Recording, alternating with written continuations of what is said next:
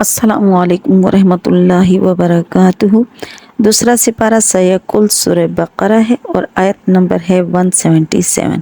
اعوذ باللہ من الشیطان الرجیم، بسم اللہ الرحمن الرحیم۔ لیس البر ان تولوا وجوہکم قبل المشرق والمغرب۔ اللہ تعالیٰ فرماتے ہیں کہ نیکی یہ نہیں ہے کہ تم اپنے چہروں کو پھیر لو مشرق کی طرف یا مغرب کی طرف، ولیکن البر، لیکن نیکی یہ ہے من آمن باللہ والیوم الآخر، جو اللہ پر ایمان لے کر آئے اور آخرت کے دن پر ایمان لے کر آئے، وملائکتی، اور اس فرشتوں پر، والکتابی، اور کتاب پر، والنبیین، اور نبیوں پر ایمان لے کر آئے، وآت المال، اور مال دے، علی حبہ، اپنی محبت سے، ذوی القربہ، رشتہ داروں کو، والیتامى، یتیموں کو، والمساکین، مسکینوں کو، وابن السبیل، اور مسافروں کو، والسائلین، اور سوال کرنے والوں کو، وفی الرقابی، اور غلاموں کو۔ اچھا، اب اس آیت میں سب سے پہلے تو یہ فرمایا گیا ہے کہ نیکی کیا چیز ہے، بر کیا چیز ہے، نیکی کس کو کہتے ہیں۔ اللہ تعالیٰ نے فرمایا نیکی یہ نہیں کہ آپ مشرق کی طرف رخ کر کے نماز پڑھو یا مغرب کی طرف رخ کر کے نماز پڑھو۔ یہ پیچھے تفصیل کے ساتھ میں بیان کر چکی ہوں کہ تحویل کعبہ کا جو حکم تھا کہ پہلے مشرق کی طرف، پھر مغرب کی طرف، یا خانہ کعبہ کی طرف، پھر بیت اللہ کی طرف، پھر خانہ کعبہ کی طرف جو رخ پھیرا ہے، تو جب نبی کریم صلی اللہ علیہ وسلم اور صحابہ خانہ کعبہ کی طرف رخ کر کے نماز پڑھتے تھے تو خانہ کعبہ سے ان لوگوں کی دلی محبت تھی کیونکہ وہ ان کا اپنا قبلہ تھا، لیکن پھر اللہ تعالیٰ نے حکم دیا کہ بیت المقدس کی طرف رخ کر کے نماز پڑھو۔ یہ بات یہودیوں کو بھی بری لگی، ان کو تھا کہ یہ ہمارا قبلہ ہے، اور دوسرا یہ کہ کچھ صحابہ کو بھی یہ بات بری لگی، ان کو یہ تھا کہ ہمیں خانہ کعبہ جو ہمارا ہے قبلہ وہ دیا جائے، حالانکہ آپ صلی اللہ علیہ وسلم کی ذاتی خواہش بھی یہی تھی، لیکن اللہ کے حکم کو بغیر کسی تنگ دلی کے ماننا یہ ایمان ہے۔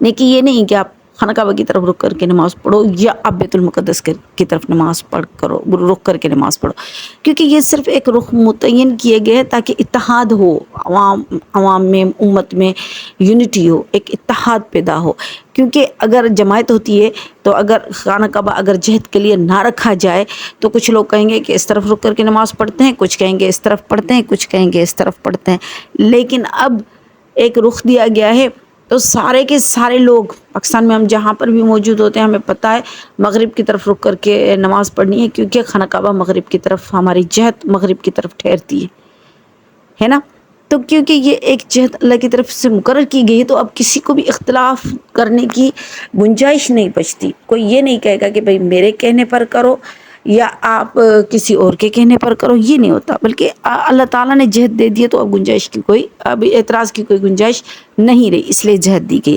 لیکن پھر اللہ تعالیٰ نے جہد چینج کیوں کی ہے، ادھر کی اور ادھر کی، تو اللہ تعالیٰ یہ بتانا چاہ رہے ہیں کہ جہد چینج کرنا یا قبلے کے رخ کو چینج کرنا اس لیے تھا کیونکہ اللہ تعالیٰ چاہتے تھے کہ جیسا میں کہوں ویسا کرو۔ اللہ چاہتے ہیں کہ پاک صاف خوشبو لگا کر آؤ ہر نماز پر مسجد میں، تو مرد حضرات جب بھی مسجد میں جاتے ہیں خوشبو لگا کر جاتے ہیں، صاف ہو کر جاتے ہیں، نہا کر جاتے ہیں، خوشبو لگاتے ہیں، اور جمعے کے دن اسپیشلی نہانے کا اہتمام کرتے ہیں، سنت یہ ہے نا۔ پھر اللہ تعالیٰ کہتے ہیں جب حاجی بنو تو میرے پاس بیلے کچلے ہو کر آؤ، ننگے پاؤں آؤ، کندھا کھلا ہونا چاہیے، اور پراگنا بال ہو، اور بالکل بدحال ہو تو مجھے حاجی وہ اچھا لگ رہا ہے۔ تو اب دیکھو جب اللہ چاہ رہا ہے کہ اچھا ہو کر آؤ تو اچھے ہو کر جا رہے ہیں، جب اللہ چاہ رہے ہیں کہ مسافروں کی طرح آؤ، ایسے میلے کچلے ہو کر آئے تو ایسے جا رہے ہیں۔ یعنی اپنی چاہت نہیں ہے، کسی بھی چیز میں اپنی چاہت نہیں، میرے رب کی چاہت ہے، جو میرا رب چاہ رہا ہے ہم وہ کر رہے ہیں۔ ہم ہر نماز کے لیے عطر لگانے کے لیے اور جمعے کی نماز کے لیے عطر اور خوشبو استعمال کرنے کا حکم ہے، اور احرام میں خوشبو لگائی تو دم پڑ گیا، خوشبو لگانی نہیں ہے، اس میں میلا کچلا رہنا ہے، حاجی جتنا میلا کچلا اتنا اللہ کو زیادہ پیارا۔ اب دیکھو یہ اللہ کی رضا ہے، جو اللہ چاہ رہا ہے نا ویسا کرو، یہ ہے اصل چیز، یہ ہے نیکی، یہ اللہ تعالیٰ چاہ رہا ہے، یہ ایمان دیکھنا چاہ رہا ہے، یہ اللہ تعالیٰ چاہ رہا ہے کہ آپ نے یہ نہیں کرنا کہ مشرق۔ اچھا یہ بات اور بتا دوں میں آپ کو کہ مغرب اور مشرق کی جہت، یا جس طرح اپنے یہاں مغرب میں جہت ہے خانہ کعبہ کی، اگر کسی کو نہیں معلوم جہت تو اس کی بھی تو نماز تو ہو ہی جاتی ہے نا، یہ تو نہیں کہ اس کی نماز ہی نہیں ہوتی. مثال کے طور پر ایک جنگل میں اگر میں ہوں اور وہاں مجھے نہیں پتا کہ خانہ کعبہ کس طرح ہے، نہ میں کوئی اندازہ لگا پا رہی ہوں، نہ مجھے یہ پتا ہے کہ کوئی بتانے والا بھی وہاں پر کوئی نہیں ہے، تو میں کیا کروں گی؟ اندازہ لگا کر جس طرف بھی رخ میرے دل نے کہا اس طرف رخ کر کے میں نے نماز پڑھ لی. بعد میں مجھے کسی نے بتایا کہ نہیں بھائی، آپ نے جس طرف رخ کر کے نماز پڑھی وہ تو خانہ کعبہ کے بالکل الٹ ہے، یعنی آپ نے پیٹھ دے کر خانہ کعبہ کو نماز پڑھی، تب بھی نماز ہو جائے گی. جہد کا ہونا ضروری ہے جب ہمیں معلوم ہو، لیکن اگر ہمیں معلوم نہیں ہو تب بھی تو نماز تو ہو رہی ہے. اور نوافل تو آپ صلی اللہ علیہ وسلم اکثر جہد کے بغیر پڑھا کرتے تھے. تو پھر اس لیے یہ کہنا کہ جہد اس طرف ہونا یا اس طرف کرنا، یہ میرا رب جو چاہتا ہے، جب چاہتا ہے، جیسا چاہتا ہے، ہمیں وہی کرنا ہے. یہ ایک بندے کی نشانی ہے اور یہ میرے رب کا فرمان ہے. تو جہاں پر میرا رب کہہ دے وہ حق ہے، سچے، اور ویسے ہی کرنا ہے.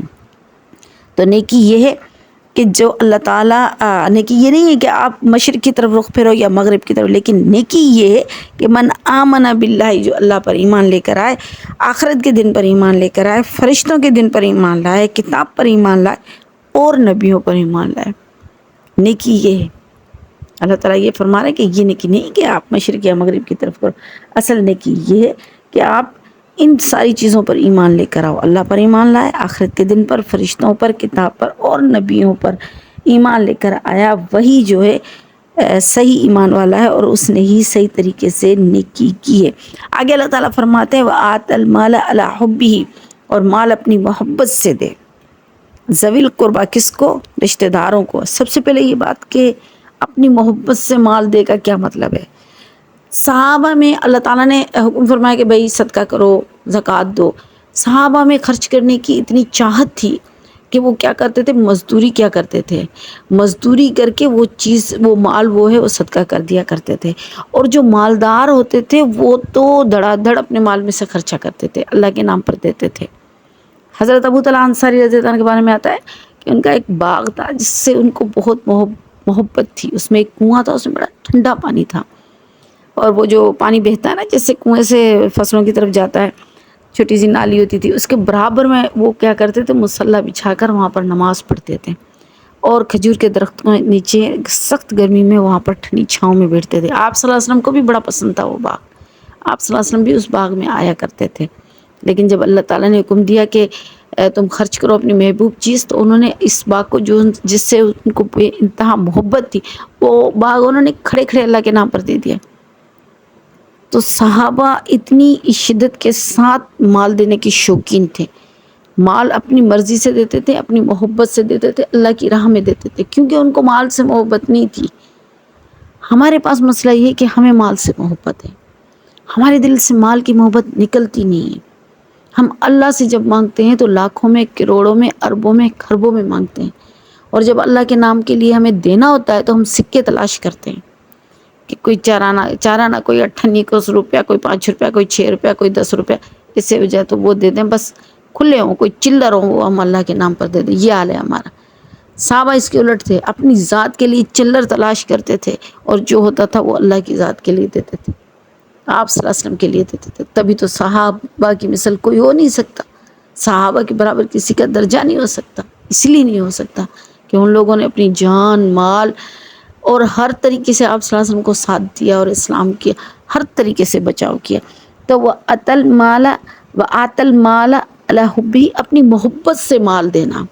یہ نہیں کہ بھئی تلوار لٹکی. مثال کے طور پر ہمارے یہاں جو زکوٰۃ ہوتی ہے نا، تو زکوٰۃ بھی ایک طریقے سے سزا ہوتی ہے.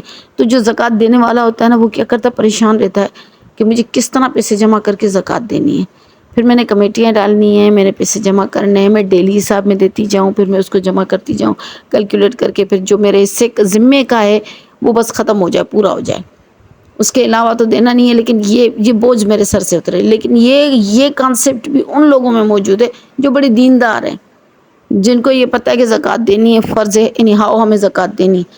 لیکن کئی تو ایسے ہی لوگ ہیں جو زکوٰۃ ہی نہیں دیتے. تو حب کی تو بات ہی نہیں ہوئی کہ اپنی محبت سے مال کو دینا. یہاں تو مال کی محبت ہے، محبت سے مال کو دینا نہیں ہے، بلکہ مال کی محبت ہے. اس نے وہ کہتے ہیں جس کو 99 کا 99 کا عشق لگانا، اس کو پھر مال دینا نہیں آتا، پھر اس کو باندھ کر رکھنا ہوتا ہے. اور یہ 99 100 بنتے ہی نہیں ہیں، کبھی نہیں بنتے. کرتے رہو، جو کرنا ہے وہ کرتے رہو. مال وہ چیز ہے، آپ صلی اللہ علیہ وسلم نے فرمایا کہ دنیا کے پیچھے بھاگو گے، دنیا تمہیں اپنے پیچھے بھگائے گی. دنیا سے بھاگو گے، دنیا تمہارے پیچھے بھاگے گی. قرآن میں آتا ہے، اللہ تعالیٰ فرماتے ہیں جو دنیا مانگے گا اس کے لیے آخرت میں کوئی حصہ نہیں ہے. جو دنیا اور آخرت دونوں مانگے گا، دونوں مانگنی ہے، یہ نہیں کہ دنیا نہیں مانگنی، دنیا بھی مانگنی ہے لیکن دنیا آخرت بھی مانگنی ہے. دنیا آخرت دونوں جس نے مانگی تو اس کو آخرت میں دوں گا، اور دنیا میں تو وہی دوں گا جو اس کے مقدر میں لکھا ہوا ہے، اس سے زیادہ نہیں ہے. مال وہی ہے جو ہمارے مقدر میں لکھ چکا، وہی ملے گا، اس سے زیادہ نہیں، اوپر نہ نیچے. جس طرح زندگی ہے، سانس مقرر ہے، سانس اس سے نہ اوپر ہے نہ نیچے، تو مال بھی نہ ایک پائی اوپر ہے نہ نیچے، وہی ملے گا جو ہمارے مقدر میں ہے.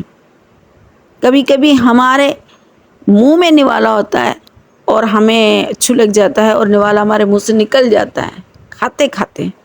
ہمارے نصیب کا نہیں ہوتا، اس لیے حلق سے نہیں اترتا. منہ میں ہم نے چبا لیا لیکن اس کو حلق سے اتارنا ہمارے بس کی بات نہیں، کیونکہ ہمارے نصیب کی چیز نہیں. تو جو نصیب میں ہوگا وہ مل کر رہے گا، جو نصیب میں نہیں ہے اس کے لیے اپنے آپ کو کتنا بھی پریشان کرے کوئی فائدہ نہیں ہے. اس لیے ایسا کام کرنا ہی نہیں ہے. اللہ تعالیٰ سے آخرت مانگنی ہے. دنیا تو ملے گی، گھوم کر پھر کر جتنی مقدر میں ہوگی وہ ہمیں ملے گی، اس سے وہ ہم سے کوئی نہیں چھین سکتا. بس یہ یقین ہونا چاہیے. وآخر دعوانا الحمد للہ رب العالمین.